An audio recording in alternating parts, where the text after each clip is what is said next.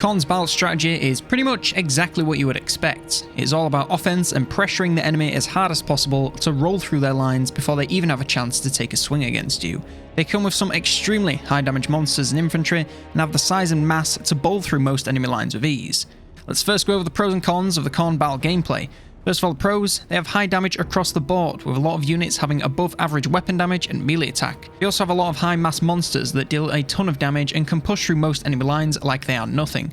And finally, they also have a lot of units that have spell resistance, or be a little tougher against enemy casters despite their relatively low armor. As for the cons, they don't have a lot of highly armored units, so enemies that can meet your damage outputs will be able to take you out before you can get to them. You also have very limited ranged units, which means 9 times out of 10, you're going to have to make your way to enemies, and if they come with a lot of range themselves, you're going to feel the burn every single step of your approach. And finally, they don't have any spellcasters, so you're missing out on a ton of value there that most opponents will be able to use against you. Before we get into the roster, Khorne has a couple of battle abilities you should probably know about. Similar to a lot of other factions, Khorne's armies can make use of the 3 army abilities which are displayed along the right hand side of the screen. You fill up these bars by killing enemies in battle, and unlock each ability in sequential order from bottom to top. First is Herald of Corn, which buffs melee attack in an area, then Relentless Rage, which grants Unbreakable and prevents entities from dying while active, and finally Blade of Corn, which causes a large, powerful explosion. Each ability also has their own internal cooldowns and costs a certain number of points. The higher abilities cost more points, to use in Tier 3 drains the full 3 bars, Tier 2 drains 2 bars, and Tier 1 drains 1 bar. Now onto the roster, starting with the Lord, and starting with the only legendary Lord, Skarbrand the Exiled. He's armoured, deals armour-piercing flaming attacks, and of course causes terror. Skarbrand is pretty much the epitome of leading from the front. He is an outstanding battler with extremely high damage, great melee stats, a chunky health bar, and pretty good speed. If you can get him onto a target, chances are it's not going to stick around for a particularly long time. You want to use him to focus on the major threats on the enemy lines, like monsters and characters, so you can swipe them down in a matter of moments before moving on to the next target. This hilariously can make him hard to micro, as you need to constantly feed him more targets, as he just kills things so damn quickly. Of course, he isn't without weakness, and his comes in the form of his form. He's a big guy, and enemy range can easily focus him down, and once you get later into the game and enemies have higher tier ranged units, you're really going to feel the burn. So make sure you take down enemy ranged units as soon as possible to make sure this guy stays safe and can run through enemy lines, racking up insane amounts of kills and damage value. And he also has a few abilities. Fueled by Rage, which massively buffs his damage, Bellow of Endless Fury, which is a magical missiles ability, Wrathful Reaper, which buffs his damage and sends him on a rampage, and Rage Embodied, which causes nearby enemy units to go on a rampage. Our first non-legendary lord is the Herald of Corn, and these deal armor-piercing anti-infantry damage and have flaming attacks. These boys are essentially the single-entity Bloodletter lords, and they pretty much perform that way. They excel in clumps of infantry and can even do this later into the game due to their armor-piercing and anti-infantry attacks. They aren't the toughest in the world as they don't have a ton of HP or armor, so later on it's worth choosing their targets more carefully to ensure they can survive whatever you send them against. They also make for pretty decent duelists with their impressive damage cutting through most generic lords and their resistances, making them able to survive any damage that opponents may throw at them. Overall, they are great frontlines footlords and will do some great work for you, particularly earlier on. They also come with a couple of abilities. Revel in Slaughter, which buffs leadership and melee attack in an area, Foe Seeker, which buffs their speed and vigor replenishment, Deadly Onslaught, which buffs their damage and charge bonus, and Hellblade, which buffs their weapon damage upon reaching 80 kills in battle. They also come with 2 mounting options. The Juggernaut is a large metal beast that turns them into single entity cav units capable of powerful charges alongside some pretty respectable melee battling. The Blood Throne turns them into Chariot units that emit powerful buffs to nearby allied units in the form of aura abilities. Gore Feast, which allows the unit itself to heal whilst in combat, and Totem of Endless Bloodletting, which buffs leadership and melee attack in an area. You want to use him like a buff emitter that can also do some decent damage. So place him in the middle of a group of your units and you can't go too far wrong. Just be cautious of letting him get targeted by enemies as he can be easily swamped and focused down. I personally like to go for the Blood Thrones as the buffs are just that good, even if it's a small sacrifice for their own damage and survivability. And of course, the Heralds upon reaching level 15 have the option to evolve into these lads, the Exalted Bloodthirsters, and what a transformation it is. They are armoured and deal armour-piercing flaming attacks and cause terror just like Skarbrand. And these chaps are essentially weaker versions of Skarbrand himself, with less leadership, melee stats, damage and charge bonus. The one thing they have that he doesn't is the ability to fly, making them quicker and able to reach enemies Skarbrand wouldn't get close to. You still want to use them pretty much the same, send them against key enemy targets, and have them make use of that extremely high damage to burst down enemies before they have a chance to react. Since they can fly, you really have your pick of any target you fancy. Squint on lords, heroes, other large monsters, or flying units since they are one of the few units in the roster that can take care of them. Just go for whatever the enemy has that you want gone, and it'll be done in a matter of moments. Just be cautious of ranged units, as their large size and flying makes them into a pretty easy target for most ranged units. Take him out before sending this guy in to keep him safe, and you can't really go far wrong. And they also have a couple of powerful abilities that enhance their combat capabilities. Bloodthirst enhances their charging speed, Deathbringer increases their damage, Bellow of Fury, which is a magical missile, and Burning Rage, which allows them to explode around them to create space and deal some damage. Coming to the heroes now, first up we have the Cultist of Corn. He's armoured and shielded and comes with Frenzy. Compared to the other Cultists of Chaos, these lads are actually really great. They are decent melee combatants with good melee stats, decent damage if a little lacking in the AP department, and the best part, high armour and a silver shield, meaning they aren't going to fall over if a slight breeze comes their way. You want to get these lads into the front lines alongside your troops to provide those leadership buffs alongside their own damage value. Of course, they come with some abilities which really catapult their value even further. Gate of Khorne allows them to summon units of Bloodletters, and eventually a Bloodthirster when upgraded in the campaign, meaning you can bring more than 20 units into a battle just by having this guy. And they also come with Foe Seeker. Finally, they can get on the Chaos Steed mount, which grants them even more armor and HP alongside some speed and charge bonus. It's of course worth picking this up whenever you can, as it'll only make them better at everything they're already doing. Our other hero units are the Blood Reapers. These deal armor-piercing anti-infantry damage and come with flaming attacks. These lads are extremely similar to the Herald of Corn, but worse in every stat but armor. This means you want to use them exactly the same, but be a little bit more careful about what you send them against to make sure they don't get overwhelmed. They will still do great damage versus most things you send them against, and rack up a pretty high number of kills, so long as the enemy isn't slinging too much damage back. And they also come with 3 abilities: Hellblade, Foe Seeker, and Deadly Onslaught. They also have the same 2 mounting options, and they improve on them in the exact same way. The Juggernauts are fast and powerful fighters and chargers, and the Blood Thrones are even faster and provide buffs to nearby allied units. I'd still go for the Thrones every single time and have them buff your army whenever possible. Now we come to the melee infantry. First up we have the Bloodletters. These are a tier 2 unit and come with armor piercing and anti-infantry damage. These are the quintessential Khorne infantry. They come with extremely high damage when you unlock them in the game, and can make short work of pretty much every other infantry unlocked at the same time as them. Sadly, due to their low defense, if they don't kill whatever they're fighting fast enough, you will likely get taken out, so it is wise to pair them with some support so they can rush their target down as fast as possible to avoid taking any damage. Once you get later into the game, they will start dying extremely quickly, so you want to swap them out, but until that point, they will clap at enemy cheeks and melt most of what the enemy can send against you. Just be cautious of magical damage, as without their resistances, they fall apart fast. They also come in another variation, Exalted Bloodletters. These are a tier 3 unit and come with armor-piercing anti-infantry damage as well as flaming attacks. The Exalted variants are better in nearly every single stat, and now pick up flaming attacks which reduce the effect of enemy healing. They also pick up the Hellblade ability, which empowers them as they get more kills. Aside from this, they still want to be used pretty much the same as the regular Bloodletters, as they will perform the same job, just do it better with more damage and even a touch more survivability. I really like these guys in the endgame. Even with their very low armor, they can take out enemies fast enough that it doesn't matter, and make short work of most enemy units. Just keep an eye out for any magical damage, as that tankiness falls off a very big cliff when they start blocking 20% of all damage. Our other infantry units are the Chaos Warriors of Khorne. These are a tier 2 unit and are armoured and shielded and come with Frenzy. These are some seriously tough infantry with high armour, a silver shield and high melee defense. They are exceptional line holders and will take a very long time for the enemy to chip through until they get some AP damage on the go. Their damage output is reasonable, but it's not particularly armour piercing, so once they're going against some more armoured targets, they will need some help. They're a pretty straightforward unit, just set and forget and they'll hold a line just fine.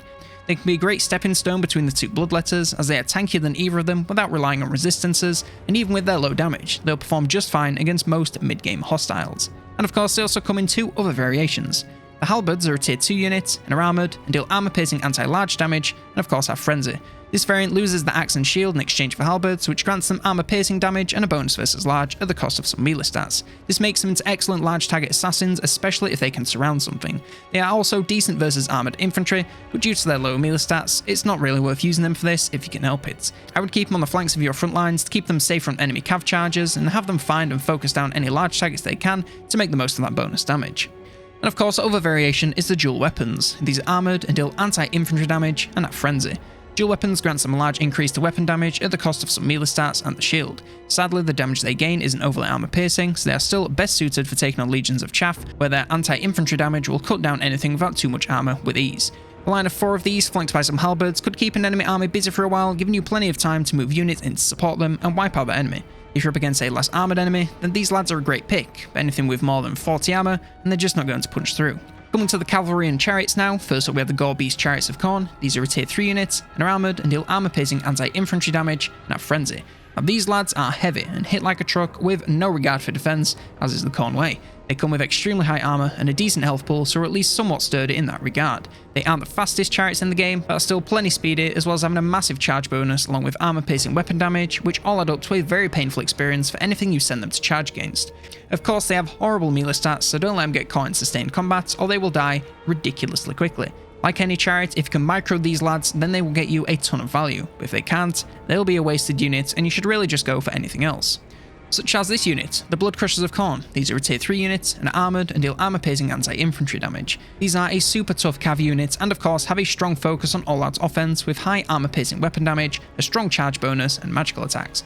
Add on top of this their large mass and their Hellblade ability, and you have a unit that's going to bury itself deep in the enemy lines and stay there until either the enemy or themselves are all gone. They don't have the best defense in the world, so getting surrounded isn't the best idea, but charging into the backs of the enemy front lines should do just nicely. They are also a great pick for sending into enemy backlines, as they will wipe most ranged units out in an instant and get some kills stacked into their Hellblades, and be ready to unleash their buff damage as soon as they hit the front lines. They may not be the fastest units in the game, but they are fast enough to get around most infantry without too much trouble. Just be careful not to let them get caught out and pinned down by anything with anti-large damage, as their large hitboxes can quickly lead to their doom. And our final cav unit is the Skullcrushers of Khorne. These are another tier 3 unit and are armoured and shielded and deal armour piercing anti-infantry damage and come with frenzy.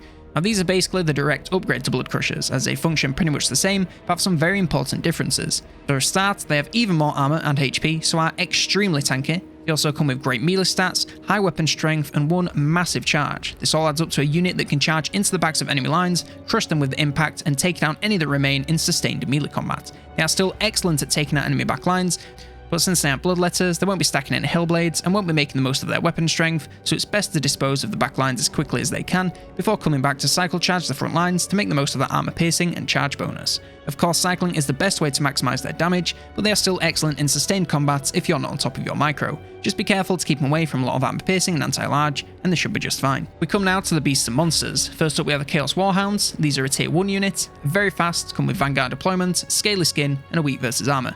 If you've ever used Warhounds in another Warhammer game, then you know what these lads are and how strong they can be in the early game.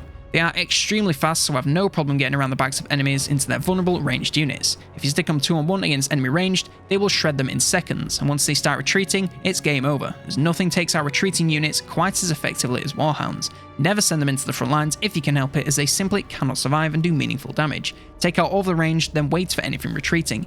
If you have no choice but to send them to the front lines, then at least have them working with your other units, rather than having them take on units 1-on-1 to ensure they survive and do some meaningful damage. Next up we have the Chaos Furies of Khorne. These are a tier 2 unit and are very fast and come with Vanguard deployment. Each of the branches of Chaos also has some of these lads, and the Khorne version come with Frenzy and 25% spell resistance. This does not massively change how you want to use them, aside from them doing a little more damage while they are at high leadership.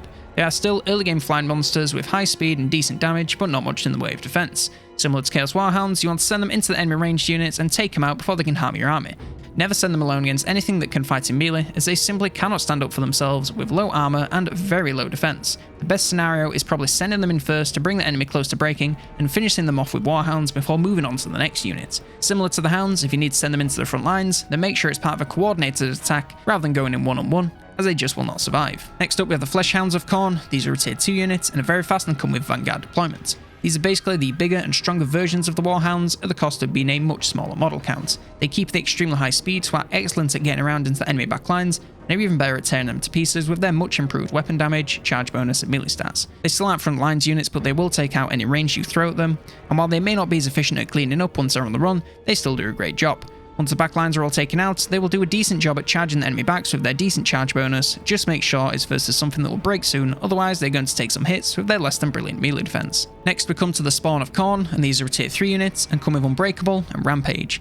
These are another unit that has a version for each branch of Chaos, and the Khorne variants have slightly better attack and weapon strength as well as Rampage. They are hulking masses with a ton of HP, hardly any armor, and a strong weapon strength without a ton of armor piercing. Stick them in the middle of your front lines and they will fight until either they or the enemy is all gone with their unbreakable leadership. They work great alongside some Chaos Warriors to provide any damage they might be missing whilst being protected by the tanky infantry. They may not be the best frontlines monsters in the roster, but when you unlock them, they will do great work and dish out a ton of damage before enemies get too much armor. Next we have the Minotaurs of Khorne. These are a tier 3 units and are armored and deal armor piercing anti-infantry damage. These are very similar to the Minotaurs from the Beastmen in Warhammer 2. They are decently fast and hit like an absolute truck with a chunky bit of charge bonus and a very high weapon strength. They are frontlines powerhouses that can tear through almost any enemy infantry as long as they don't get taken out first. Mediocre melee stats mean they are going to feel almost every hit the enemy sends their way, so make sure they are protected by some infantry to minimise the damage and maximise their kills. With the speed, you can also use them to flank the enemy, but I would say to keep them focused on the front lines if you're going to do this, as their damage would simply be wasted versus backlines ranged infantry. And they also come in another variation, great weapons. These are another tier 3 units, and are armoured and deal armour piercing anti-large damage. These are pretty much the exact same as the base Minotaur, but they have 6 more charge bonus and trade the anti-infantry for anti-large. This makes them into large target assassins, as they can chunk through large entities like they are nothing. They are also excellent cav killers with their high speed and huge damage, chunking through most cav before they can get away. Taking a combination of the two would work best for having something for any occasion. Just make sure to keep both safe from getting pinned down in melee or focus fired from a range. Next comes to the Soul Grinder of Khorne. This is a tier 3 unit, comes with a precursor missile weapon, is armoured, deals armour piercing damage, and can fire whilst moving. Yet another unit that each branch of Chaos has access to. The Khorne version come with a high damage ranged weapon as well as spell resistance. These are the endgame single entities of destruction, and they really can do it all. They come with a powerful ranged weapon with a decent range and a ton of ammo, so can rain death onto your enemies from all sides. They're also masters of melee combat with a ton of HP and armor, alongside brilliant melee stats and weapon strength. Not really a bad way to use these guys, to be honest. Either set them up to deal devastating range damage, or send them in to tear up enemies close and personal. Either way, they'll do great. By the way, they don't have a ranged firing option, but if you leave them on fire at will and put them vaguely close to enemies, they'll fire whatever they see. And our final monster is the Bloodthirster. This is a tier 3 unit and comes with armor piercing, anti-large damage, causes terror, and has flaming attacks. These guys are more or less the exalted Bloodthirst lords, but with slightly worse stats alongside no abilities. They are still incredible warriors with outstanding damage and melee stats, all packaged into a flying demon of staggering size. Send them in wherever you want them, and they will rip and tear whatever you put in front of them at a rate few units can match. Keep them focused on the front lines or enemy monsters, as their high anti-large damage will be wasted against weaker backlines or infantry units. Pretty straightforward units, as seems to be the Khorne theme. And it goes without saying, but for this guy and all large monsters, keep them safe from range, as they can be burst down very quickly by even the weakest of ranged units in enough numbers. And finally we come to the artillery and war machines. First up we have the Bloodshrine of Corn. This is another tier 3 unit, is armoured, deals armour piercing anti-infantry damage, and comes with flaming attacks. These are the mounts that the Heralds and Blood Reapers can get on, and they are essentially Harley Davidsons decorated to look cornate. They are Chariot units, so of course come with a nice hefty charge bonus, and their best use is of course driving in and out of the enemy lines to rack up kills where they can. If they get stuck in the middle of enemies, they will not last long despite what their armour stats would have you believe. They have extremely low melee defense and a large hitbox, meaning they will be hit many times per second and be dismantled very quickly. They also come with a couple of abilities, and this is where their real value hides. Gore Feast and Totem of Endless Bloodletting are the same as the mounts for the Heralds and Blood Reapers, and that means some very powerful buffs for themselves and the front lines. This allows them to survive a little more in combat, alongside buffing friendly units, making them into a great choice for spreading throughout your front lines to lift everything around them to make even shorter work of enemy units. I like a couple of them with me and put them on either side of my lines to ensure as many units as possible are being buffed. And our final unit is the Skull Cannon. This is a tier 3 unit, is armoured and deals armour piercing anti-infantry damage, and of course has flaming attacks. This is the one and only artillery piece of the Khorne roster, and it's so on brand that it hurts. It comes with a huge range and a massive armour piercing damage that decimates whoever it makes contact with. It does, however, have limited ammo, but worry not, as it also functions as a chariot, so if you run out, you can simply drive through some enemies and rack up even more kills. On top of this, the Gore and Skull Feast abilities allow it to replenish HP and ammo whenever it is in melee combat, so you fire all your ammo, mow down some enemies, and then dip out and do it all over again. The shots are best used versus large single entities to make the most of the massive damage, as infantry would be severely overkilled when hit with something so powerful. Just make sure it's something standing relatively still, as they have a tendency to miss if it's something moving or particularly far away, which can be a little frustrating when you're throwing nearly 500 damage down the drain each time. Now we come to the army compositions. In Warhammer 3, every unit has a tier from 1 to 3, and I'm going to be using these tiers to make you armies for the early, mid and late game so that you are set for every single step of your campaign. Coming to tier 1, our army is of course going to be led by a Herald of Corn. I mean, we don't really have a choice, but these guys are pretty good early game lords with a ton of damage and the ability to carry those early battles and duel most other lords and heroes fairly easily. We're also going to pick up 11 Bloodletters, which are technically a tier 2 unit, but you know what? I'm not having an army made entirely of Warhounds, and I can recruit these guys with no building in my campaign, so for them, I'm going to bend the rules just this once. These lads do great damage for this early on, and are going to shred through anything you come up against at this stage. They may not be the toughest, but until enemies get more damage online, they will get away with it for now. And, as you might have guessed, we're going to go with 8 Warhounds to round out the army. These lads are going to take care of any ranged units the enemy brings, as well as coming back around to wipe out any retreating units to rush our way to army losses. This army has the front lines damage to push through any early game units, as well as the numbers to surround anything that's giving them a little more trouble. They also have plenty of units to take out range to keep the army safe and allow them to perform their jobs safely and effectively. And that lord will do plenty of work and help out a ton in the front lines, as well as taking out any key targets early on. Coming to tier 2 now, we're still going to have that Herald of Corn, and this lad should be levelling up nicely beyond a mount and be nearly ready to evolve. Going to go over the throne mount, as those buffs are really just top tier and help the front lines out a ton. We're also going to pick up a Cultist of Corn. This is for a bit more front lines presence alongside those summons once you unlock them, meaning you're getting even more units on the field, as well as keeping the ones you have nice and confident. They can also do some light fighting themselves, but just be careful not to let them get too focused or get too deep into armor piercing damage.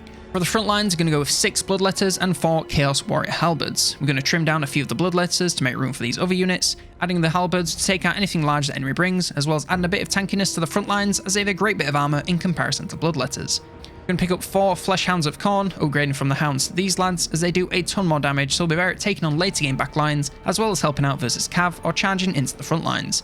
And to round us out, we're going to go with 4 Chaos Furies of Corn. Similar to the Hounds, great backlines harassment, as well as sandwiching the front lines, just choose targets carefully to keep them safe. In this army, we have great character presence to keep the lines buff, confidence, and supported by summons, as well as the 2 lads doing some great work themselves. The front lines do great damage to pretty much anything, alongside being a little bit tankier, so the enemy will have a harder time in every single department. And those backlines won't know what hit him and will be taken out before they can even move, meaning an easy approach for the rest of your army.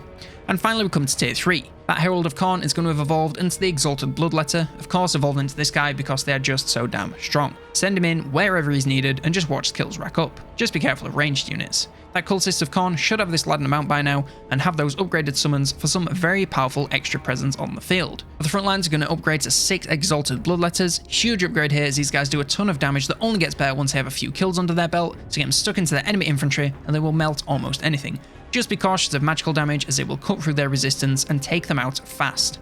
For our cav, we're going to go with 2 Skullcrushers of Khorne. These are great cav units that will stomp enemy range as well as crush front lines with the smallest amount of cycle charging. We're also going to pick up 2 Minotaurs with great weapons. We're going to use these lads as the large target killers, so any monster or cav the enemy has, send these guys in and they will melt whatever the target is in moments before heading back to join the front lines to see what's left.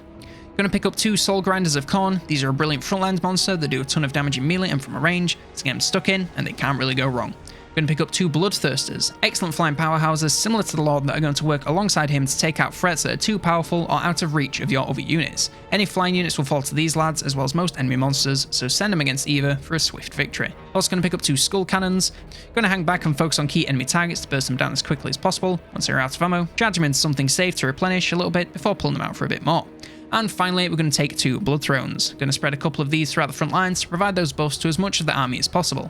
Now, this army has a ton of damage from pretty much every single unit in the army, so when the enemy comes up against it, they're going to feel the burn. We also have great mobility with several flying units alongside a ton of speeder lads, meaning enemy flanks and backs are never safe, and we have a ton of leadership boosts on the field from the thrones and characters, meaning pretty much all of your units are going to be that much harder to break. And that is everything you need to know about Khorne in battle. If you enjoyed this video, then consider leaving it a like, and of course subscribe to see more videos like this, including the Siege campaign guide coming on Monday. Leave any questions you have in the comments below and I'll answer them as best I can. I'd like to take this time to thank some supporters of the channel, like Dominic Shamas and Adam T, and of course Henry Tucker for their support at the Unclean Ones tier. If you'd like to support the channel, you can become a member here on YouTube, a subscriber on Twitch, or a patron on Patreon. Doing so gets you shoutouts at the end of videos, just like all of these wonderful people. Huge thanks to all supporters, one final thank you for watching, and for now, I've been COLONELDAMNEDERS, and I will see you next turn.